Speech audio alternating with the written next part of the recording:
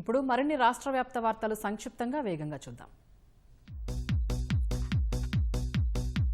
ప్రకాశం జిల్లా దర్శి నియోజకవర్గంలో పలు అభివృద్ధి పనులకు మంత్రులు గొట్టిపాటి రవి, డిఎస్బీవీ స్వామి శంకుస్థాపన చేశారు. 4.19 కోట్లతో నిర్మించనున్న విద్యుత్ శాఖ డీఈ ఆఫీస్, ముండ్లమూరు మండలం పెదవుళ్లగల్లులో 4 కోట్లతో నిర్మించనున్న సబ్ స్టేషన్ కు శంకుస్థాపన చేశారు. రైతుల భూములకు పూర్తి చట్టబద్ద భద్రత కల్పించడమే ప్రభుత్వ ప్రధాన లక్ష్యమని మంత్రి ఆనం రామనారాయణ రెడ్డి తెలిపారు. నెల్లూరు ఉప్పలపాడులో పాస్ పుస్తకాల పంపిణీ కార్యక్రమంలో ఆయన పాల్గొన్నారు.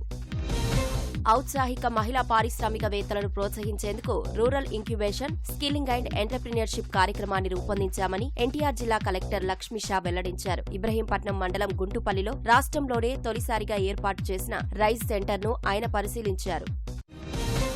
క్రీడాకారుల అభివృద్ధికి కూటమి ప్రభుత్వం ఎంతో ప్రాధాన్యత ఇస్తుందని షాప్ చైర్మన్ రవినాయుడు అన్నారు. తిరుపతి జిల్లా వెంకటగిరిలో స్థానిక జీఎన్ఆర్ సర్వీస్ ట్రస్ట్ ఆధ్వర్యంలో 2 రోజులు జరిగే వాలీబాల్ పోటీలను ఆయన ప్రారంభించారు. నాగపూర్లో ఈ నెల 21న జరిగే ఇండియా వర్సెస్ న్యూజిలాండ్ మొదటి టీ20 మ్యాచ్కి బీసీసీఐ అబ్జర్వర్గా Krishna, district cricket association secretary M Ravindra Chowdary నియమితులయ్యారు. ఈ సందర్భంగా ఆంధ్ర క్రికెట్ అసోసియేషన్ అభినందనలు తెలిపింది. విశాఖలో ఫిబ్రవరి 14 నుంచి 25 వరకు జరిగే IFR, Milan, IONS conclave of chiefs కార్యక్రమాల భద్రతా ఏర్పాట్లపై సిపి శంకబ్రత బాగ్చి సమీక్ష నిర్వహించారు. పోలీసు, నేవీ ఉన్నతాధికారులు పాల్గొన్నారు. ఎటువంటి లోటుపాట్లు లేకుండా కట్టుదిట్టమైన ఏర్పాట్లు చేపట్టాలని సిపి ఆదేశించారు.